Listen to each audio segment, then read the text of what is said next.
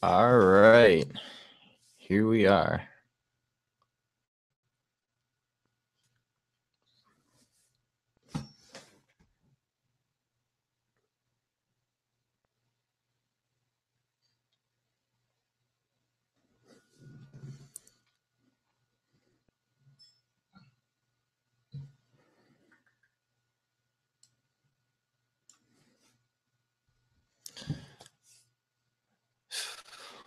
Well, there's a big delay here, but there we go. We're live. So you guys are free to ask any questions you want. I'm just going to be here uh, kind of monitoring the chat and working on some music. Mute that.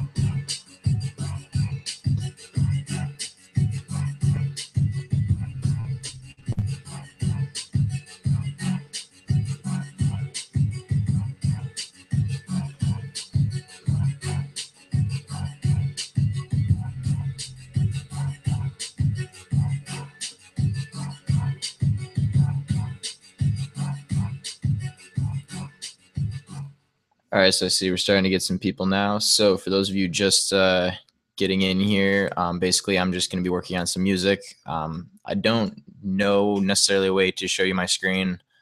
I was working with that, and I probably will figure out something eventually. Maybe not this time, but so I'll get that eventually so I can stream what I'm actually doing. But as of right now, you guys can just ask questions. I think it's a live comment, so comments will just pop up. So yeah, as it's auto updating, you guys can just ask questions, and I'll answer them, and it's pretty much the purpose of the video.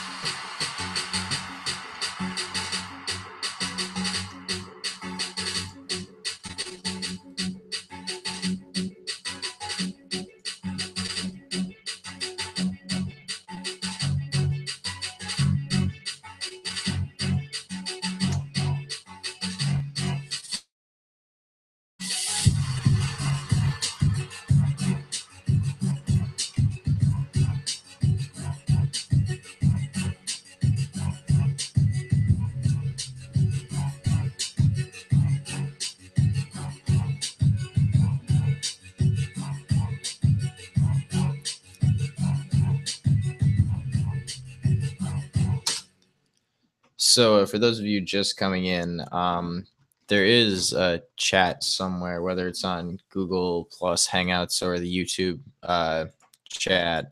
For purposes, video is supposed to be like a Q&A. So I'm just gonna sit here and make music, but you guys can just comment, ask questions, anything that you're wondering. What was that?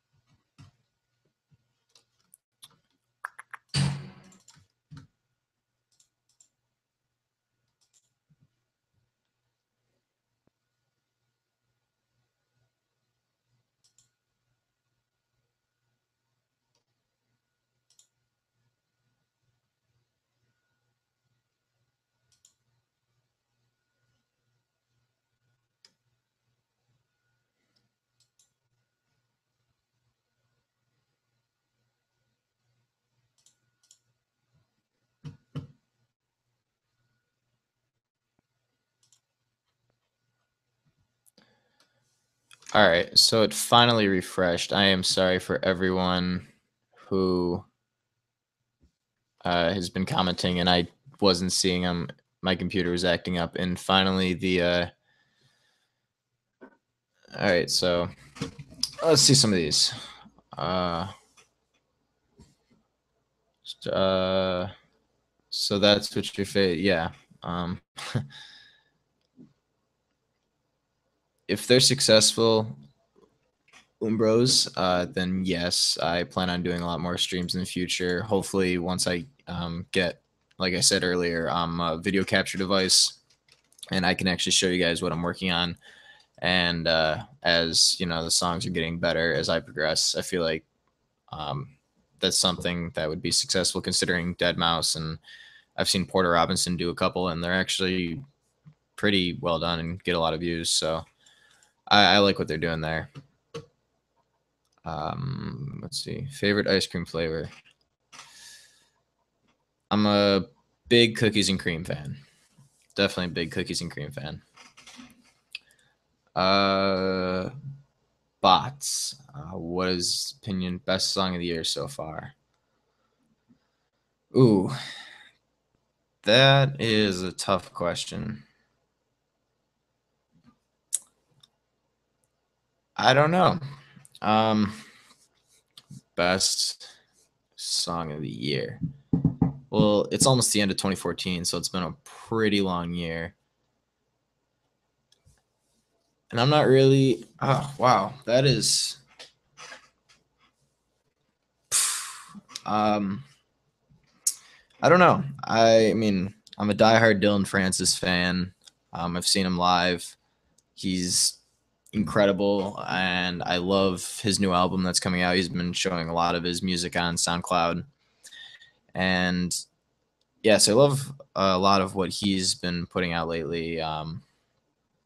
Like "We Make It Bounce" and "When We Were Young," and I Can't Take It's one of my favorites, and so I just love Dylan Francis. But I don't know. There's a lot of underground. I'm kind of in an underground phase that in the stuff I've been producing. If any of you have been here, uh, and you hear um, like the stuff I'm kind of making, it's really underground, and I'm kind of in a phase, I guess, right now. I've been liking a lot of underground stuff, so some of the stuff I've been liking right now that probably many of you wouldn't hear about, but stuff a lot of that's like reposted by EDM.com. Prismo has a couple cool songs. But yeah, EDM.com has a bunch of different departments, and they have like dubstep, trap, big room, all these different divisions of EDM, and they always repost songs, and that's how I find a lot about music is on SoundCloud. It's just a lot of underground people who are discovered by these like free, well, not necessarily free, but these promotional pages. So, uh, do you even lift? All right. I'm gonna skip some of those. That's a normal piano. For whoever asked if it's a MIDI, it's a really old one I've had for a long time. Someone asked, why do I use FL as my main DAW? Because I've been using it for the longest amount of time. I know it very well. I've put a lot of money into it, into getting really good plugins for it. And so right now, when production quality doesn't necessarily matter per se, of course you want to get to sound as professional as possible, and that is available in Fruity Loops. They do have very good tools if you know how to use them well, but it may just not be as good as compared to other things like Logic, which I have, and I'm getting Ableton at some point. And well, I have it on my PC, but not on my Mac. And so I'm learning Logic and Pro Tools through school, so I'm gonna wait to learn those from people where I learn pretty much software in and out through formal instruction. And I'm gonna continue to use FL for now because it's the fastest way for me to just get the idea from my head into the computer, because the piano roll in FL is by far the best piano roll in any DAW out there. So that's essentially right now why I use FL. I know down the road I'm definitely going to change, but as of right now, it does the trick because it doesn't sound horrible, and I am just an amateur at this point trying to just get my stuff out there. Yeah. Um,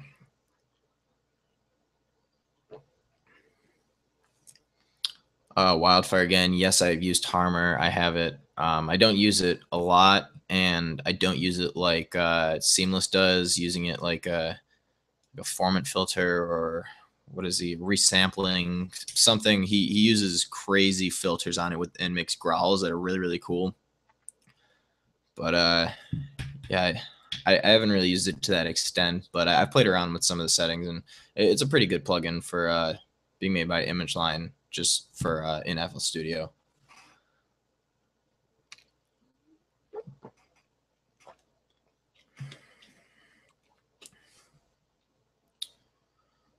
Let's see. Good.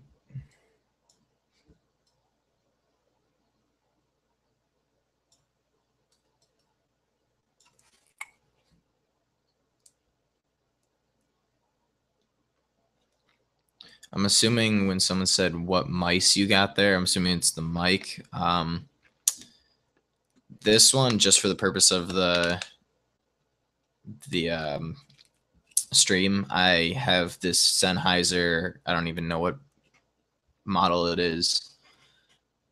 E835. It's just something my school gave me, and it's running through an Avid fast track audio interface, and then into my Mac, and that's just basic.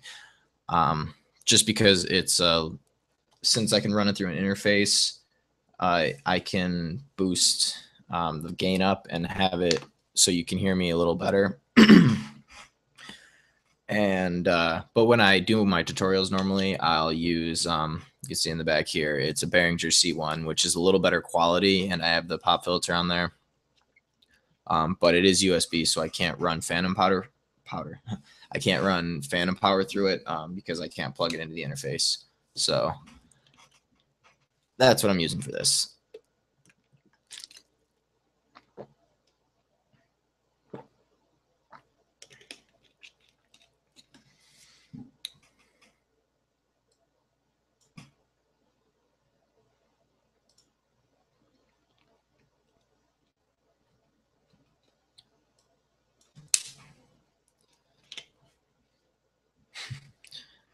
Someone asked if I can go one deeper.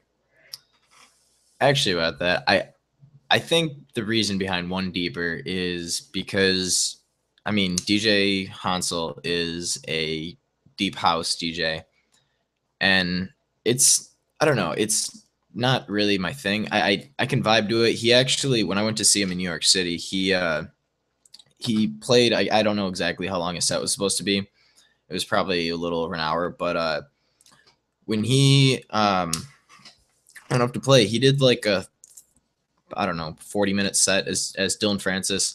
And I mean, I've been to enough shows to know that really, for a headlining show, that he was going to play more. But the lights went on, and they kind of stayed there for like 5-10 minutes. And then all of a sudden, he comes out in a suit and sunglasses and is DJ Hansel.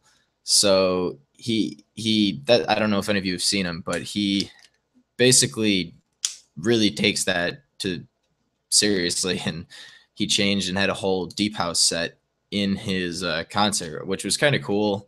I guess it's something he kind of likes to reflect on, because deep house is really his origins from when he grew up and when he started to make music. So I can understand how he still deep house has like a soft spot in his heart still, and he still likes the genre and wants to pretty much just keep playing it, but not, he doesn't want it to be part of like the Dylan Francis name. So essentially that's my 2 cents about that.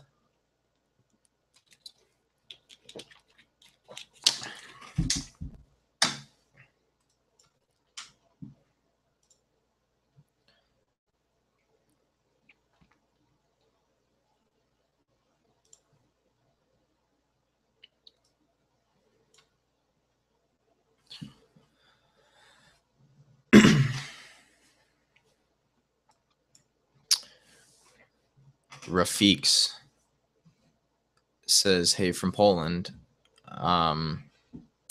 Well, hey from Florida. Victor, I go to Full Sail University in Orlando, Florida, and it's a really, really cool school. So I would advise looking into it for a lot of people.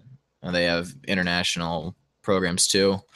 It's just a really, really good school. It's really intense because you go for more. Basically, they get a whole college curriculum and cram it into as short as time as possible. So I get a traditional 4 years worth of education in less than 2 years. So it's really intense, and you never get a break. You get about 3 weeks break in the year, but it's really, really cool because you graduate in 20 months, and you graduate in 20 months and you have professional experience. They give you all the equipment you need. They teach you everything you need to know to pretty much get a job right out of college. And like I said, you're graduating. For me, it'll be like just after I turn 20. So if that's your kind of thing, I would highly recommend it.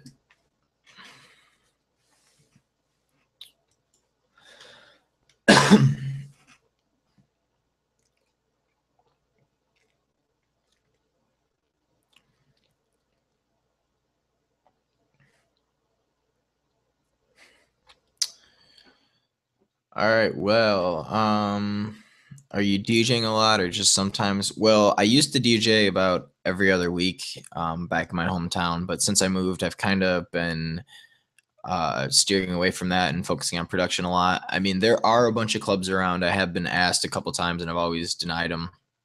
But I mean, I like DJing, but because I have to switch everything around, and I'm just a college kid in an apartment. Um, I always had when I was back home to have to always set up and take down and set up, and it was the most annoying thing having to do that every other week, considering all the equipment I had and it all being mine. So I had to transport that to and from the venue every other weekend, and it just got to be really annoying. And I just everything's here, and after moving everything, I just don't want to move it for a while. So until I get a decent amount of productions out, I'm going to pretty much stay in here. Well, not just stay in here, but keep everything in here and focus on production and get out a bunch of tracks and kind of make a name for myself. That's kind of a top priority while I'm here. Uh, so what kind of music? What kind of music do you like to listen to? Um, like I said earlier, right now I'm kind of having underground phase, I guess you could call it. A lot of stuff I've been listening to is like kind of no name stuff that it's completely under the radar, and so a lot of it is like trap and some electro house. But right now I'm kind of into the halftime stuff, like being Dylan Francis is one of my favorite artists. He does Moombahton at 110, and yeah, I've been liking the trap, and I would say it's probably one of my favorite genres right now.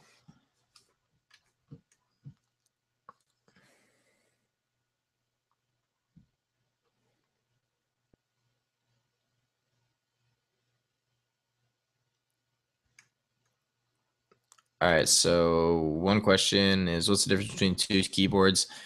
This is a MIDI keyboard. It's the Axiom 25. It's used to send MIDI signals to VSTs in DAWs, and I wish I would have got a longer one, but I really only had space at the time for a shorter one. Um, and so yeah, that's just for recording into the computer. It can't really be played outside of being plugged into the computer unless you have like a MIDI. There's a bunch. If you have a MIDI cord, you can hook it up to an interface and route it through other. Essentially, yes. You can't just play it into speakers. Well, that that keyboard is it's just a regular Casio cheapo, I think $80 computer that I got when I was 13 or 14 or something.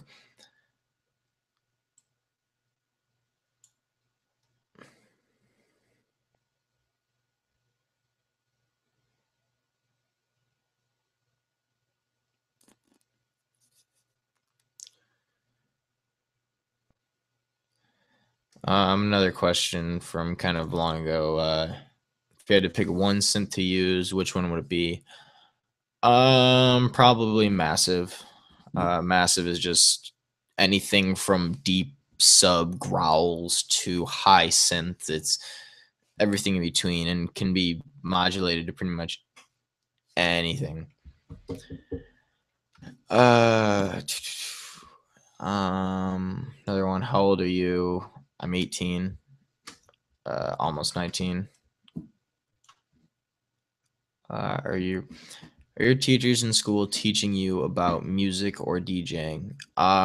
As of now, no, but there are several clubs like there's an EDM club and there's another club where it's basically all DJs and you can learn and just share music and share techniques and everything.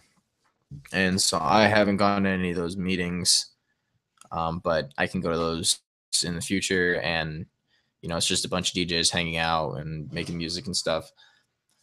And as far as like the music stuff, I'm learning general ed now because I had just started, but down the road in 5, 6 months, maybe even a little longer because I'm here for 20 months.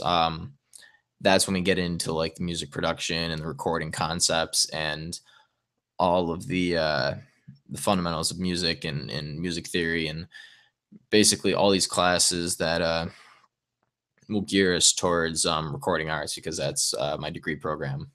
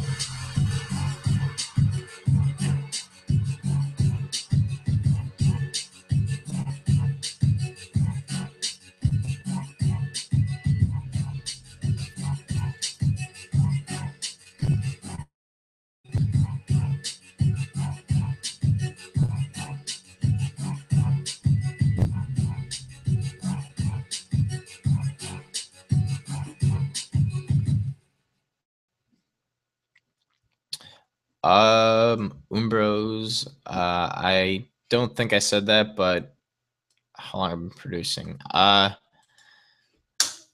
been producing actual music for about 2 years, I would say, but I've been like at FL for 7, I want to say.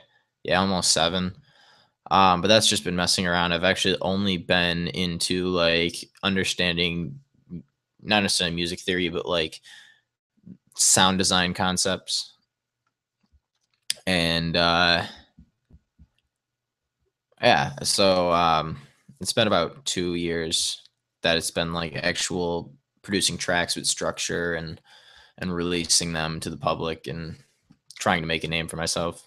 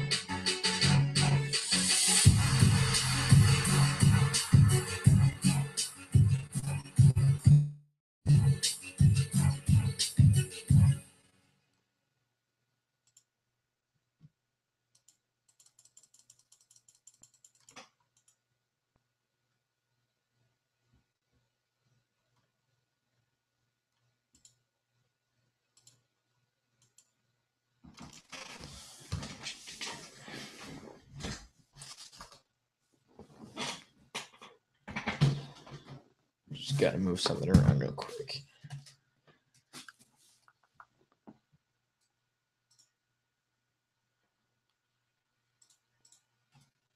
There we go.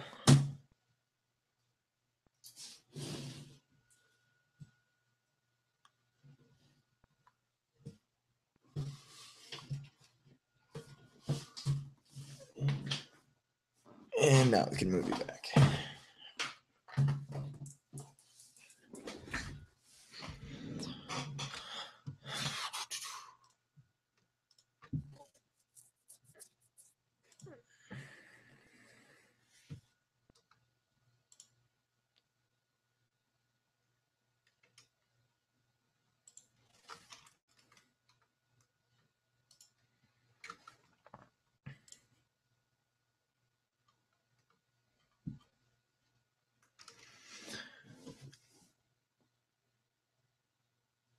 Okay, some more questions now.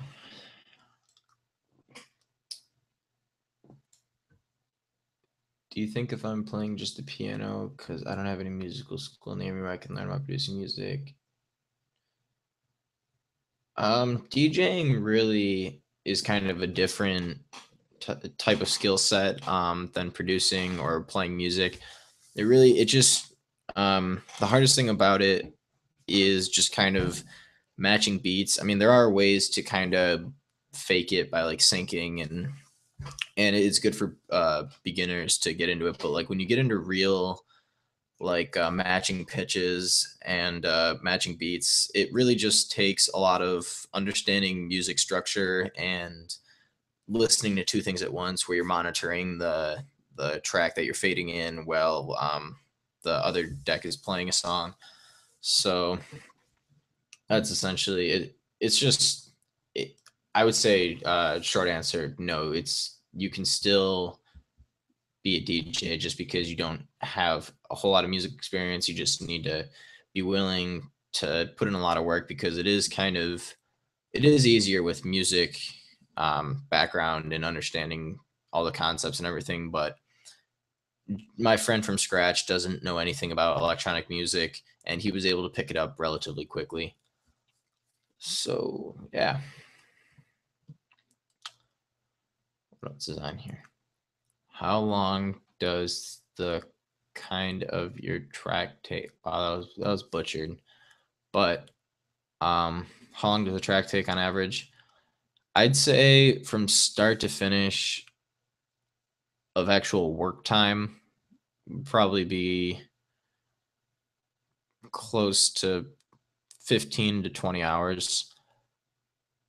But from start of the file to finish of the file could be anywhere towards like 6 months. I have tracks that I started a long time ago and that I haven't really found out where I wanted to go yet, and I'm still waiting for their like collaborations to see insight on where the track could go. So I'm kind of waiting for those things, but I do have a lot of material on my computer that's just kind of basic um, start files that need a lot of work and TLC into them.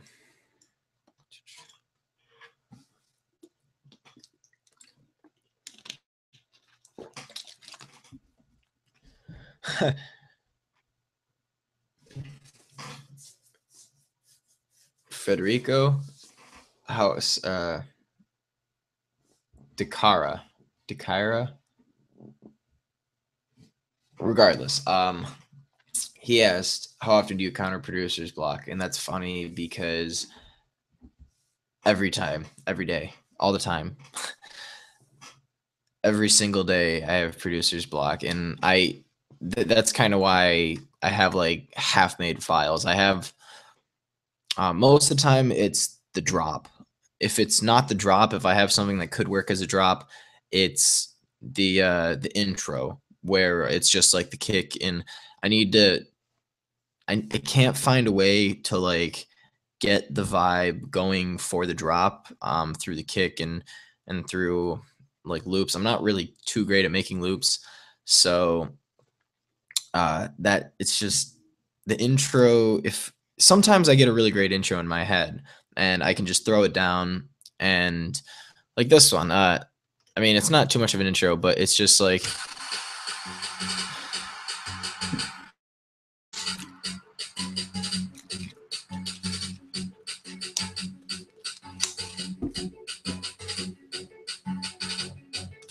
and it is just a pretty basic and that's what it started as. And so I had an intro in my head and like I just said, now I can't think of a drop and I'm having a little trouble with the hook, but I feel like I'm gonna get it at some point. It has a lot of potential. Like this is what I made before anything is.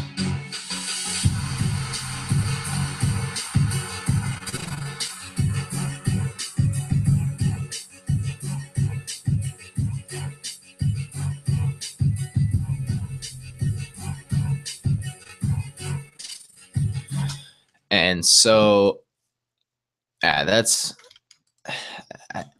all this writer's block, and I can't stand it.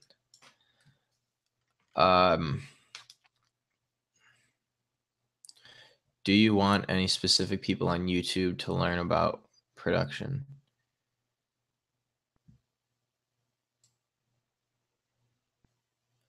I don't necessarily understand that question. I don't know if it means like, do you refer to any people? Like, there's any people that for help above others?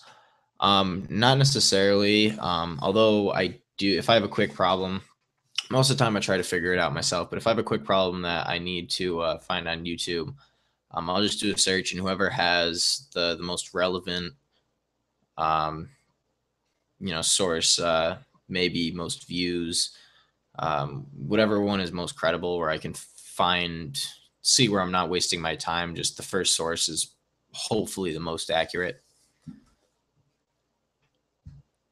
I'm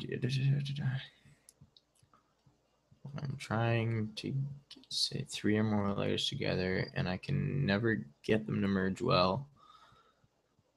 I've played the chord on different layers. EQ and compression is just something I'm forgetting.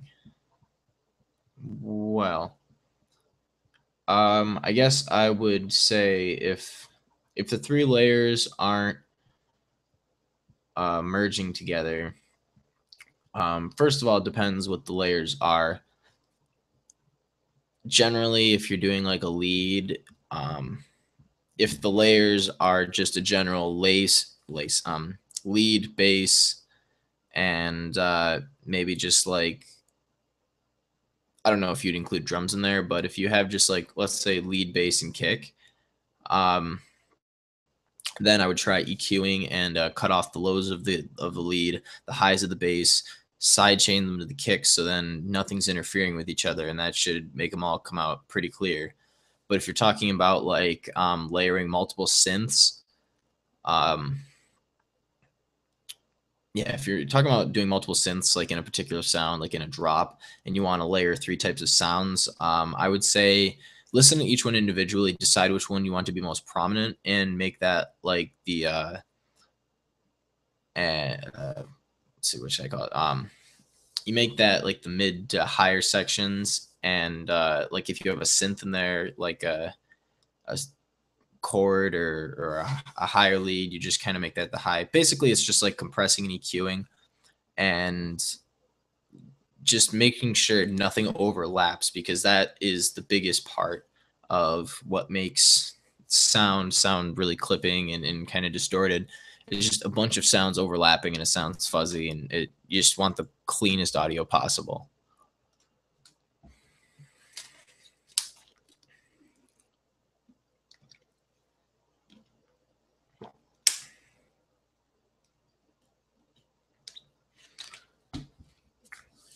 How did you come to the idea of making a YouTube channel?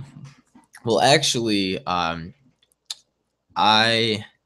had a channel for video editing because I enjoyed doing that. I took TV production in school. I liked editing videos, making special effects, that type of stuff. And which, by the way, if you're still here from when I talked about Full Sail, they have an excellent film program as well.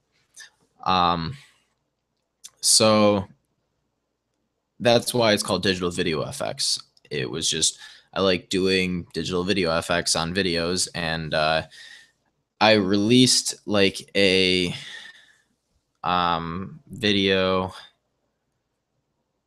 I think it was like a short film I made with my friends that was like 12 minutes or 15 minutes long, and it was a really poorly edited. I don't have good computers. I can't do really good editing, but it was kind of, it was cheesy. I wasn't really good at what I did. I didn't have the most amazing resources, and so I still like the concept of YouTube. I always watch YouTubers, and I always like the concept of putting videos out.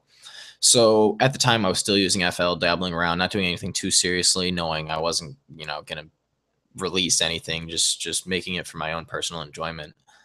And I figured with the computer I had, because as you know, Premiere Pro and After Effects have a lot of RAM and or require a lot of RAM and CPU processing to run smoothly. So I couldn't necessarily keep at editing video. It was just really cluttered, and the computer was old, and it was just a really limited source. But it could run FL pretty well, and it was like some bootleg torrented version of FL.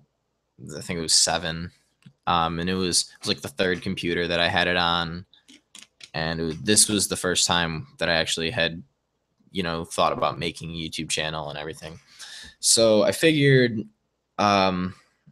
because I have FL, what can I put out that I enjoy doing, and I can retain content and keep things out. So and sorry, I'm just kind of looking at the comments. So that's kind of how I came to the conclusion that I still liked FL. I made a couple of tutorials, and I think the first tutorials that I uploaded were complete. By now, they're complete garbage, so I think I've deleted them by then. But or since then. But I have a couple really old ones that still get a lot of good but ratings, and still get a lot of views. But I personally, like, when I watch them again for feedback, I'm ashamed of them. They're really bad. But if you haven't seen them, you should go check them out sometime. They're pretty funny, but people still like them. So that's that. Uh,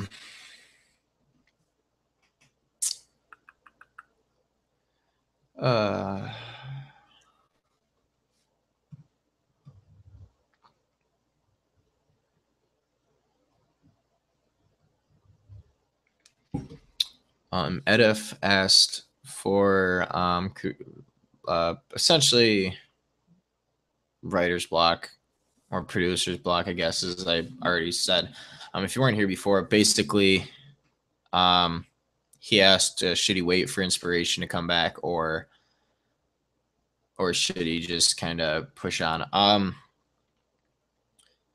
I don't know, because that's a thing that I go through a lot. Most of the time, I will just throw down what I have in my head and play around with it. If nothing comes, I won't stick for it for too long, because if you listen to something for too long, then it just grows old, and it's just you're making a bad situation worse. And so essentially what I'll do is I'll just throw it in the computer, toggle with the EQ and compression, make it sound, excuse me, pretty good. And then once you get that halfway level of decency, then it becomes a working file, and you can come back to it on a different day, which I do, and just listen to it again, see what that day has to offer, maybe per se, and see just what I can contribute that day. And if nothing comes, then I just move on to a different file, because all of us know we have hundreds of files that are just random stuff we've made and just haven't wanted to delete. So essentially, that's like, sometimes I'll go back and get projects that are months and months and months old and get inspiration from them. I think that's what happened with Gypsy, which is now one of my favorite release songs.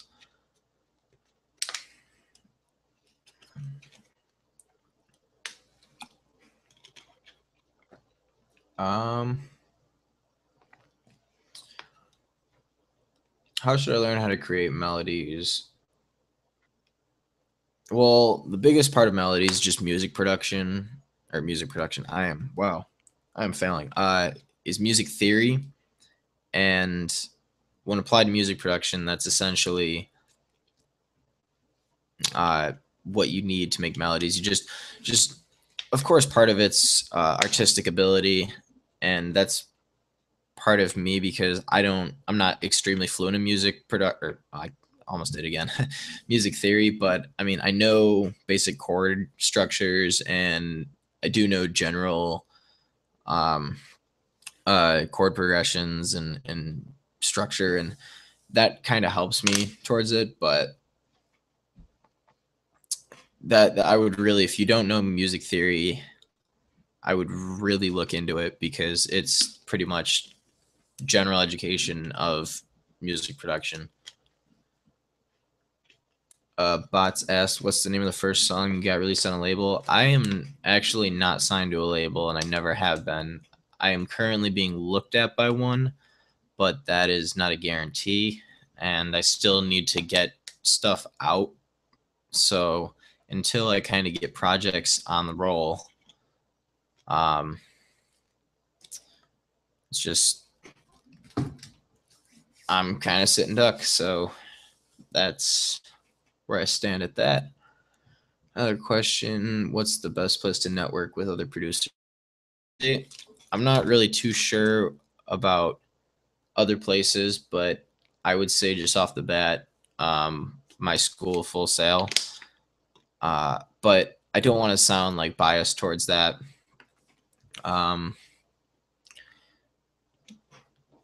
yeah, I don't want to. That's why I was kind of hesitant. I don't want to seem biased because I haven't really experienced other places, but there is no other school like Full Sail, and it's basically a bunch of people with the same dream who all come from musical backgrounds. You know, you wouldn't even believe people who've produced on labels, people like kids that are 17, 18, well, maybe not 17 because it is college. Well, kids that are just coming out of high school who are like 18, 19 years old, people who are coming from master's degrees who are 20. I mean, even people who are upwards towards 40 and 50.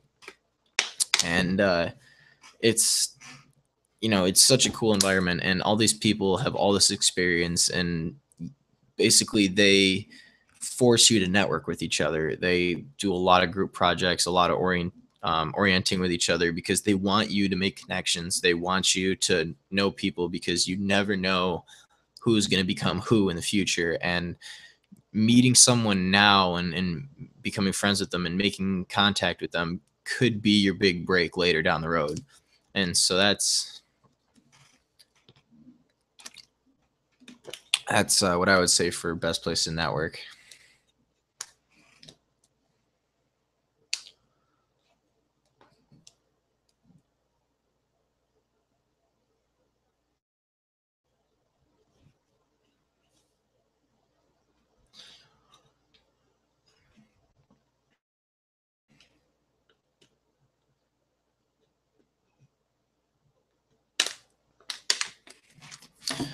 No, I have not looked at X for Serum.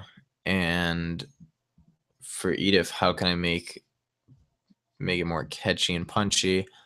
Um, Really, it's all about high quality samples and really high quality VSTs. Um, I don't know for it's really you got to have the idea and you got to kind of put it into the computer because it's not really something. I don't know. It's really hard to explain. Music is just trying to explain creativity in music is such an abstract topic. You just I'd say the best way is think of something you have inspiration towards that you want to complete, like a project. If you have a start of a song that you want to finish and you want to make a drop for and you're really stuck, listen to the song, play it loud, put on headphones, get into the element as if you're at a concert, because nothing is cooler than we at a concert and your favorite song's blasting in your face. And essentially being a musician is playing music that you feel it is you should get excited for it, you should project it to other people, you should be proud that that's your music. So put on headphones, if you have a studio or something, get it loud, get into the zone. and just think, play the song, get into it, and then think, where does it need to go from there? Think of, if you were at a concert and hearing this song, you thought it was the coolest song in the world, how would that song drop? And most people who are producing do it because they have an artistic ability. They think of music, and music's always on their mind. They can clearly envision where they want the song to go, and that's the best way of kind of coming up with drops, is listen to the song and the vibe you want it to feel, and just kind of just use the computer as a resource to make what you want it to project. And I know that's kind of like a really philosophic definition, but it really is. That's the psychology behind it. It's really true, and how people, make.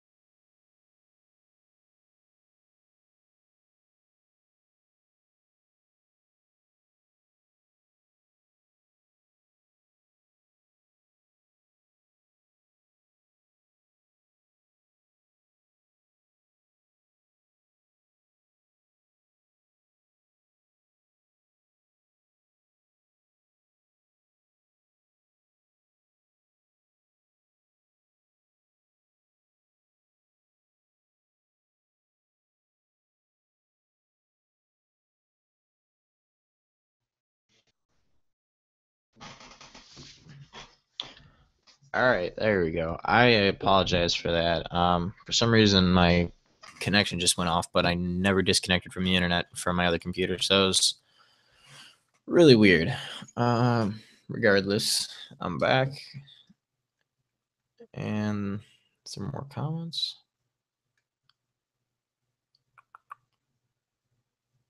Oh yeah, well, I was saying anyway.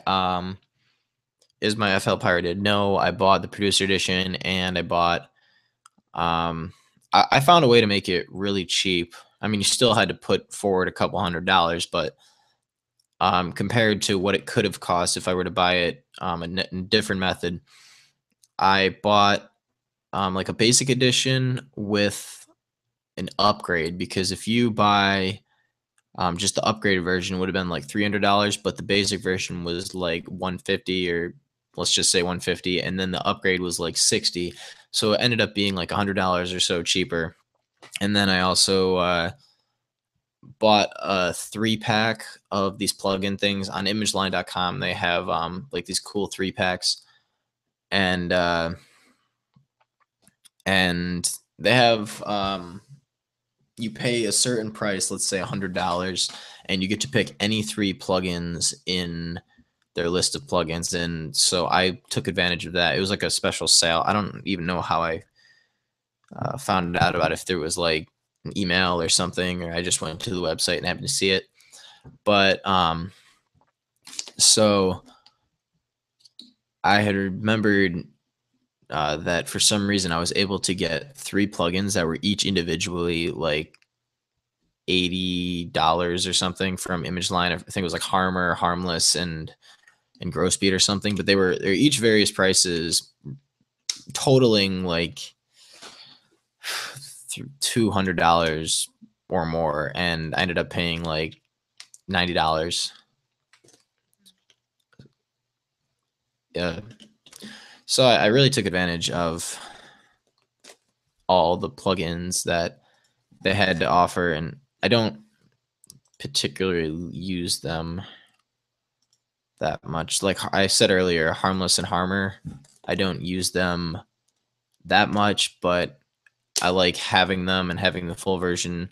And I do like having a full version of FL Studio because it's it runs smoother than the torrented version. You can get free updates. You don't have to worry about finding the new torrent of the new version, and make everything right again, and do all the registry stuff and key gens.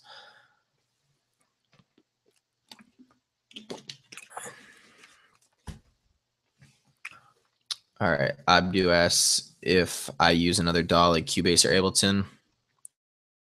I have Ableton on my PC that I use for production with FL, and I use it for nothing other than my Launchpad, because I have Launchpad and I can play live stuff on it, but I don't do that too often.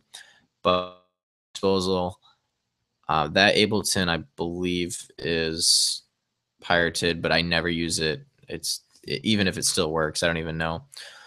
But I want to learn Ableton, and I'm going to buy it with a student discount because it's like half the price.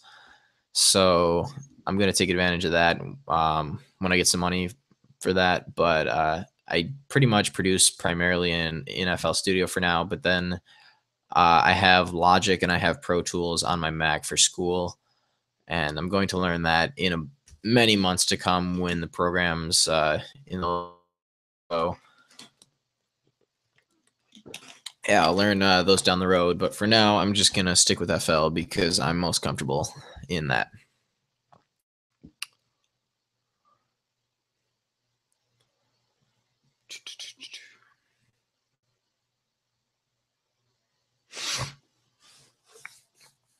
All right. How do you feel about the fact that many well-known DJs to buy the tracks and do not write it yourself?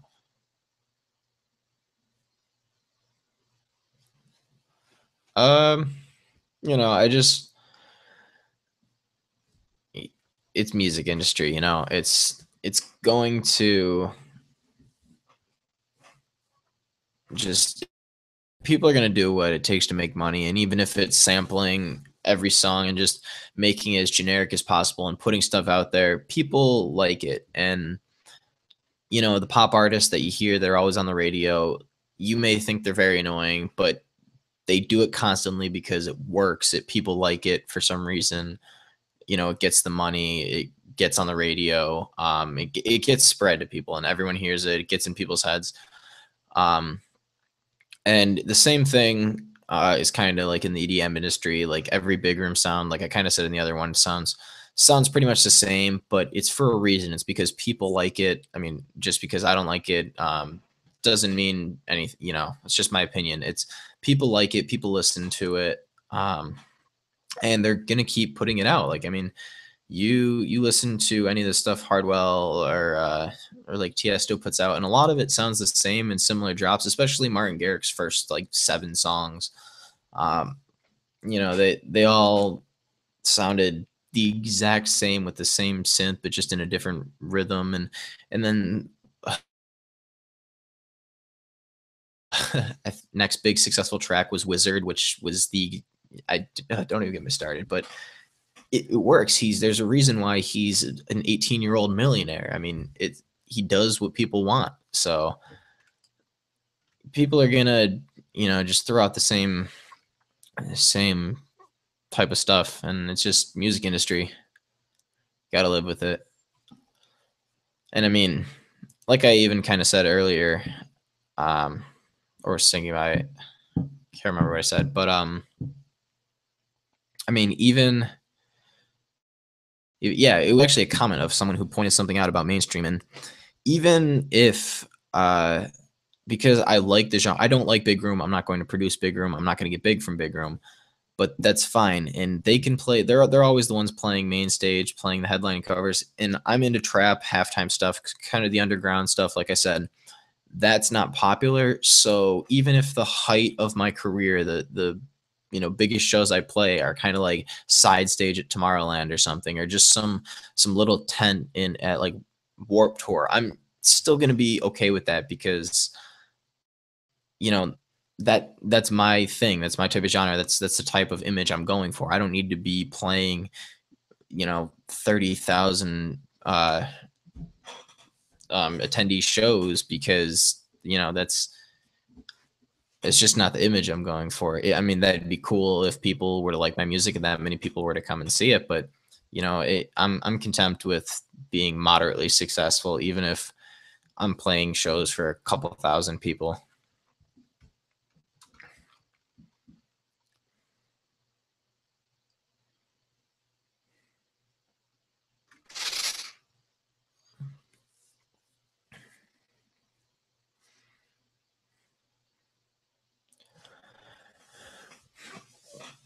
All right, so someone asked, what hardware am I using? So this is going to be a lot, but pretty much all the hardware I use is for producing and live playing and recording. Computers, I have a MacBook Pro 15-inch, which I use Logic and Pro Tools with. I haven't used those too much, like I just said. Mainly producing is, I know he asked, let's see, he didn't ask computer, but I'm just going to list it off anyway. It's HP Pavilion DV6. I've had that for a couple years. It does the trick. It was good when I first got it, but it's wearing down, but it's still working pretty well. I have two Acer monitors for production. For controllers, I have a MIDI controller. It's an Axiom 25 and an Ableton Launchpad. There. Just see one of those. So that's what I have for that. I mean, I don't really use that too much, but it is technically a MIDI controller. I have a Alesis mixer for live playing, and I have one of there. I have two Harbinger PAs for DJing live when I'm not in a venue that already has pre-installed sound. For DJing, I use a Tractor S4 run through Tractor Pro 2. What is there? Headphones. I use what are they? Well, I have some Sennheiser studio headphones down there that I haven't opened from my school, but I use the Pioneer HDJs. I don't remember where they are, but Pioneer HDJs, they're really good headphones. They're probably one of the best headphones on the market, especially for DJing, in my opinion. They're really, really crisp and clear.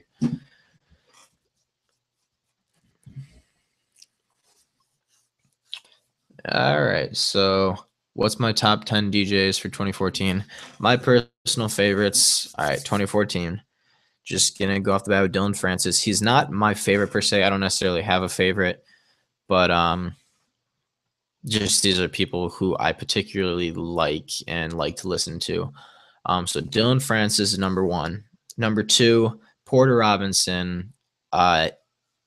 He went away for a couple years, came back with World, and that album is nothing shy of perfection. That album is fantastic. If you don't know the album, go listen to it. It's incredible. I'm actually seeing him tomorrow, and I am so excited.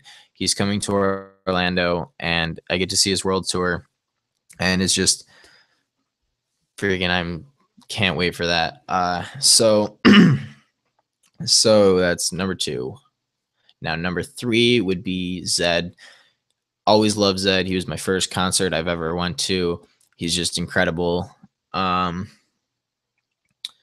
he put on a really great show. It was a great first concert. Number four would probably be Skrillex. I'm not a Skrillex bandwagon fan. I've known him like when Scary Monsters had like 300,000 views and was a no-name. But I wasn't a Skrillex fan until I saw him live, and he was incredible. He put on like such a great show. I wasn't expecting anything from him. It was a completely trap show too. There was dubstep, but that was pretty much only Skrillex. That lineup was stacked too. Got to see DJ Snake, Why So Not, and Milo and Otis, which happens to be number 5. Because I didn't know them before I saw them live, and they were just unreal. So, those are the 5. Number 6 would be Dioro, because I saw him open for Steve Aoki, and I saw him, and then I started listening to him, and he is pretty cool too. I got in him back when I was into kind of like the housey Melbourne bounce type phase, and I still like that, but it's not really my thing anymore. I don't really produce it anymore, and being in that phase leads me to number 7, which is SCNDL, which is another Melbourne bounce artist, and they're pretty cool. Let's see. 8, 9, I think. Was that 7? Yeah. So 8, 9, 10. Who would that be? I would say, just to be generic, 8 would be Tiesto, because I follow him on Snapchat and he's pretty awesome. No, but he's one of the best. He's always going to be one of the best. He's top dog. Along with Calvin Harris. I'm not a huge Calvin Harris fan, so he's not one of my top DJs, but I do like some of Tiesto's stuff. Number 9 would be Avicii for the same reason. Like I don't like his mainstream stuff, but he puts out good stuff. Like on his album, the stuff that didn't get on the radio, I kind of like, because it's a little bit different, and it may not attract the mainstream audience, but it's still the type of stuff that I like. And number 10,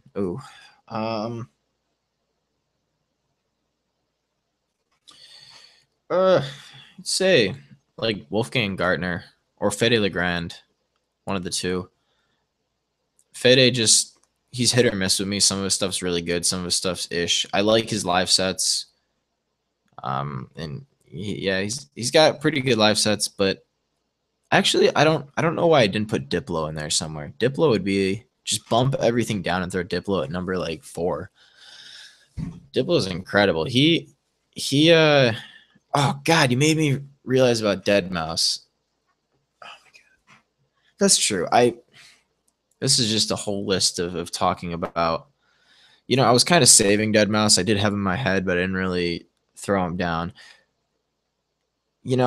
I only have a soft spot in my heart for Deadmau5 because he was like the first person to kind of get me into progressive house and into house, because I didn't really have a gear towards what music I wanted to make or anything to structure music off of. And knowing Deadmau5 and downloading a bunch of his albums, that was kind of how I got into him and that style of music. And that's, without Deadmau5, I don't think I'd probably be exactly in the musical like interest that I am now. So I mean, he would be, his music, I respect him because he plays live. He plays like stuff live with synthesizers, and he's not just there with 2 turntables. I like him because he just does his own thing. He doesn't care what anyone else thinks. But as far as like DJ, I don't know. I'd probably say him like 6-ish. I don't know. This list is getting all messed up, but yeah. I mean, I do have a soft spot in my heart for Deadmau5, but he's definitely not my favorite DJ. What's my favorite EDM genre or subgenre?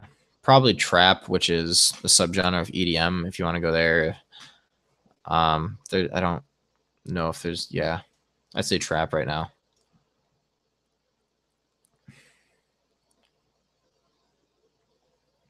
How do I keep my bass and kick tight and clean? I normally, I always sidechain the kick to the bass, so it's never overlapping, and that's overlapping is kind of always what causes the problems when you're compressing and mastering. So that's probably one of the biggest things, is just make sure you don't have 2 basses overlapping, or the highs are just like fighting for for the chance. You want, it's all kind of a puzzle, and you want to fit all the frequencies together. And I would recommend getting a spectrum analyzer, which tells you which frequency. It kind of does in FL or in any DAW, but if you get a devoted one, it will tell you exactly what frequencies each note is occupying, and you can adjust accordingly to that.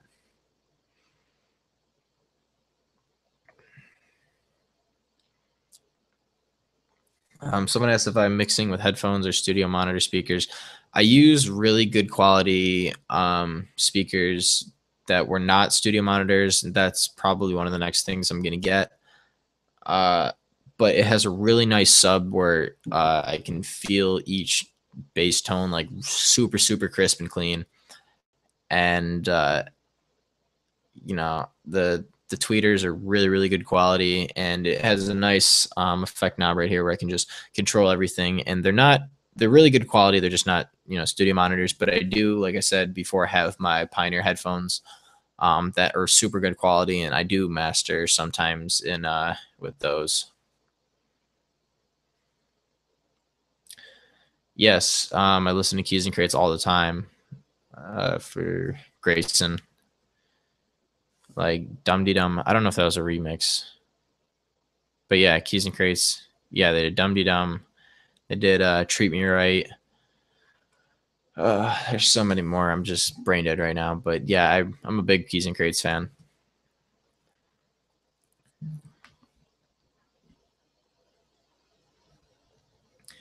All right, so I got about 10 minutes until I'm going to end this. And if you guys are liking this type of stuff, I can do more maybe later tonight or maybe tomorrow before I go to see Porter. But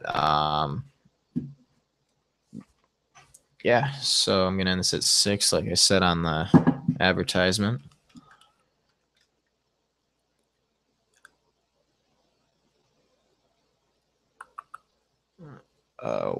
Which sidechain do you use? Most of the time when I'm not really worrying too much about super high quality, I will use Grosbeat just for the pure fact of it's quick and easy.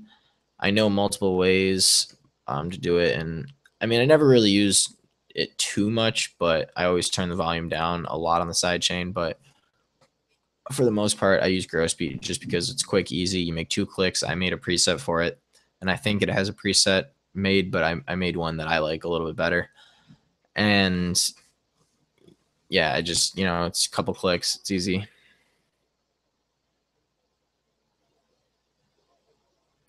All right. Yeah, it's quick and easy.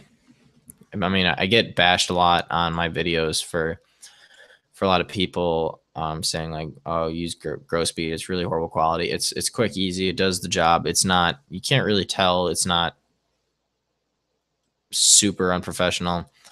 And you know, at this point, I'm not a professional producer. I don't need to worry about that right now. I'm working, you know, off of home equipment in a home built studio. You know, I'm not working in anything, you know, professional or major.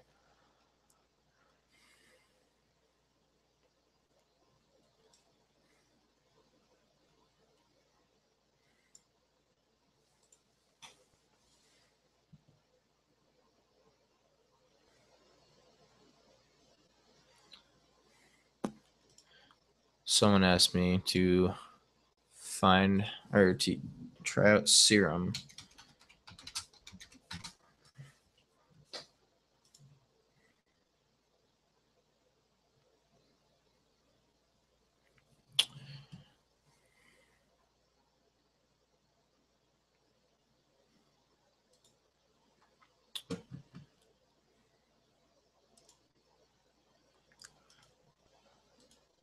Waiting for it to load.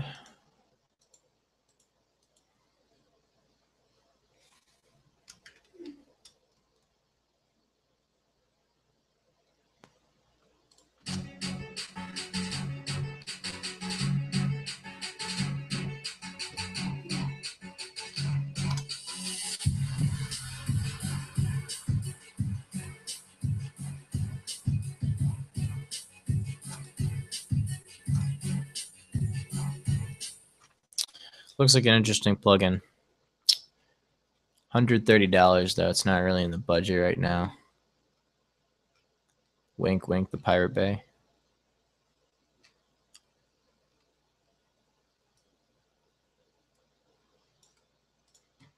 I'll look into it. I'll let you know.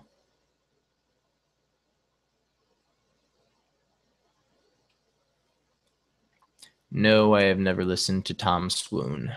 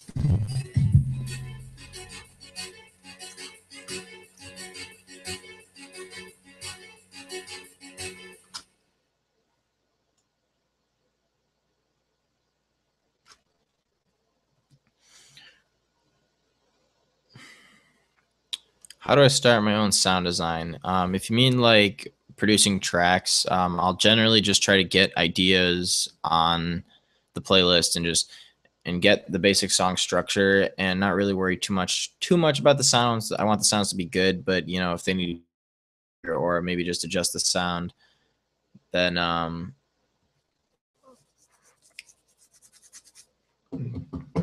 yeah, then I'll do that in the process. But as far as like mixing and mastering, I do most of that at the end. I don't. I just pretty much when I'm making the structure, I'll just kind of make sure it sounds decent enough where I can get a working template, I guess, and I can just build upon that and then fine tweak and EQ the very and put all the mastering little tweaks on it. But most of it sounds pretty good. Just just after you set the levels of everything. I wish I could show you my screen. I just have this project that I've been working on, but I would I'll get that eventually. I'll make that a priority to figure out how to show my screen without it, lagging too much because streaming takes a lot of processing power.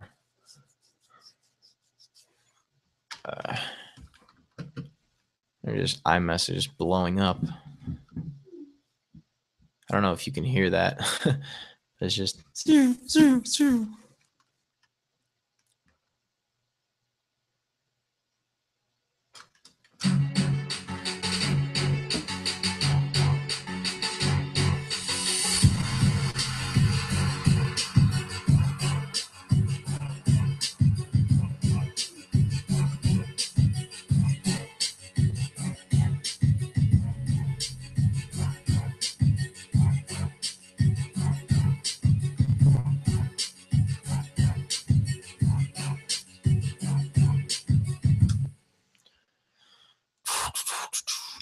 I need to find a good lead, but I might make a finished version of this at some point.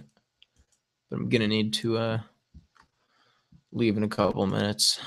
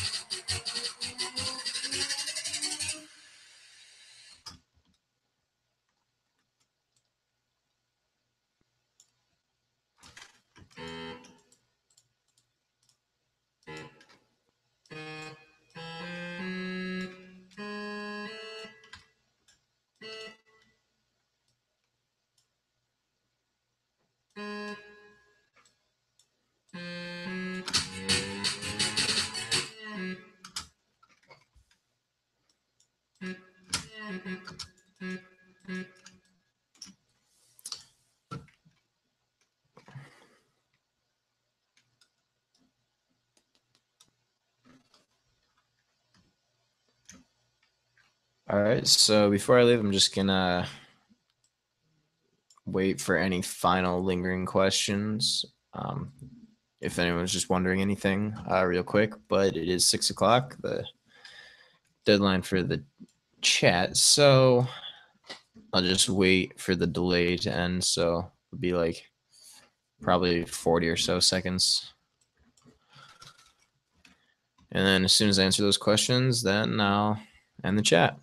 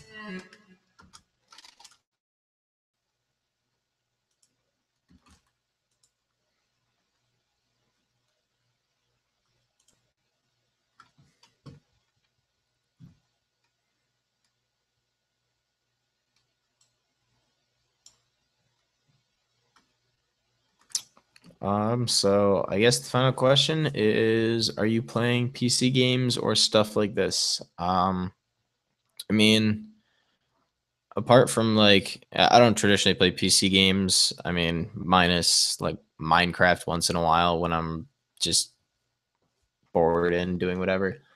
Uh, and I mean, only video games I really play is Xbox once in a while, and we with like Super Mario Galaxy and Zelda, just basic Nintendo games.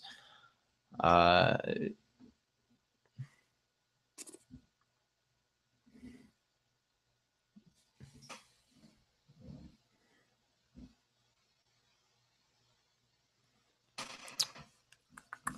Sorry, I was just looking at the chat. So yeah, those are the games I play. And finally, is there a way to post remixes without getting copyrighted? I mean, it depends. Yes, you can do it. You can pretty much remix anything. There isn't really a whole lot of copyright claims. It depends how much. Most of the time, it doesn't really matter if you're just a bedroom producer.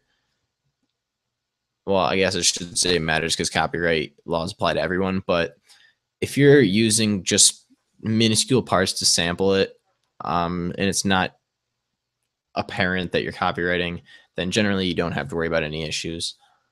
But with that, I'm going to end this video, and I hope you guys liked it. I'm going to hopefully be doing more of these in the future, but catch you guys later.